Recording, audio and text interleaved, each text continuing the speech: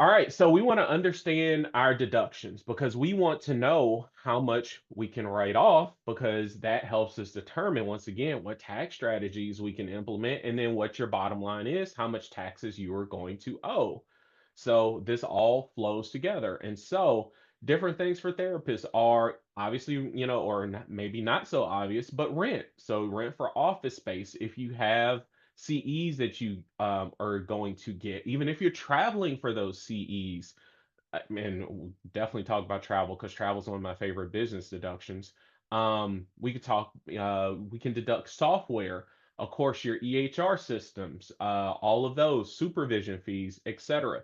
So just think about it this way: there's anything that can help your business run is what we can deduct for your business on your taxes, and we want to make sure that we are deducting everything and we're not leaving any money on the table. Does that make sense?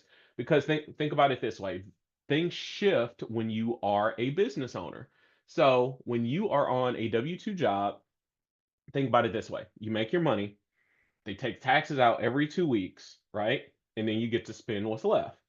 You know, Fall been there, makes sense, right? Here's the thing, when you become a business owner, you make your money, you get to spend everything in the middle, all the, taxable deductions, and then they tax you on what's left. So as tax strategists, we want to make sure that we're spending everything possible, that we're writing off everything possible, not frivolously, but legit business deductions. And we don't want to leave anything on the table because that directly reduces your tax. And then feels confident knowing that you're maximizing your tax benefits. So knowing what your deductions are helps you plan as well. Ooh, Corey, I love it. You're coming with great questions. You heard so many different things about the rules for travel deductions. Can you clarify?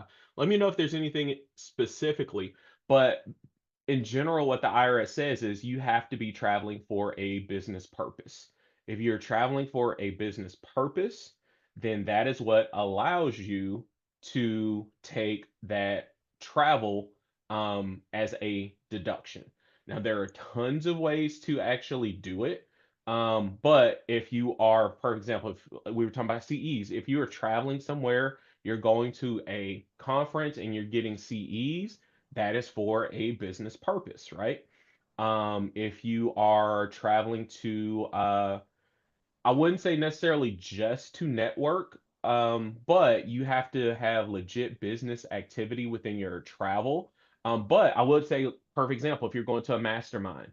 So if you're going to a mastermind with other therapists and you're learning about the best ways I can help my private practice succeed this year, there you go. That is business. That is a business deduction. So I hope that helps you a little bit.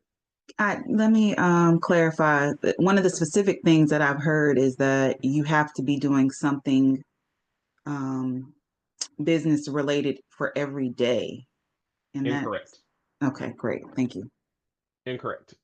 For business day. So here's the best trick. It's called the best ideal travel travel hack for business is a trip that goes from Thursday to Tuesday.